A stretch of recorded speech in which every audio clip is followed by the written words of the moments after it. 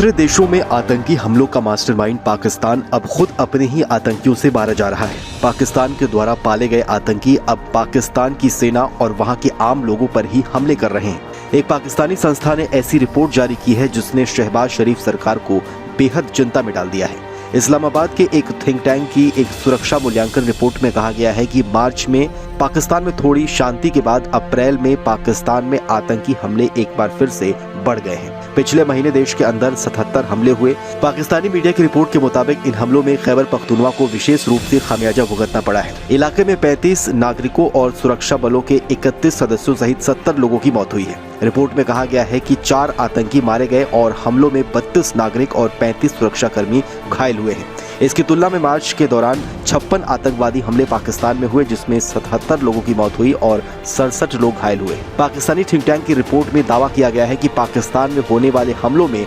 38% तक बढ़ोतरी हुई है। रिपोर्ट में आगे कहा गया है कि अप्रैल में दर्ज किए गए कुल आतंकवादी हमलों में 73% खैबर पख्तूनवा में हुए, जिसमें प्रांत के आदिवासी जिले शामिल हैं।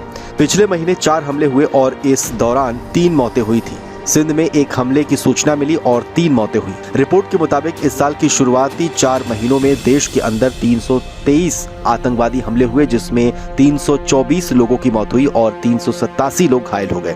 आपको बताएं तो पाकिस्तान के कई इलाकों में आज़ादी की मांग उठ रही है।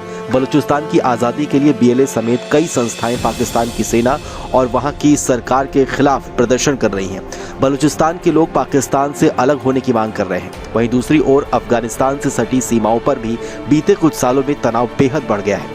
TTP के आतंकी पाकिस्तानी सेना को निशाना बना रहे हैं। आतंकियों ने पाकिस्तान की सेना और सरकार की नाक में इतना दम कर दिया है कि पाकिस्तान सरकार ने इन हमलों को बंद करने के लिए कभी आतंकियों से गुहार लगाई तो कभी तालिबानी सरकार से पाक सरकार ने TTP के हमलों को कम करने के लिए बातचीत की।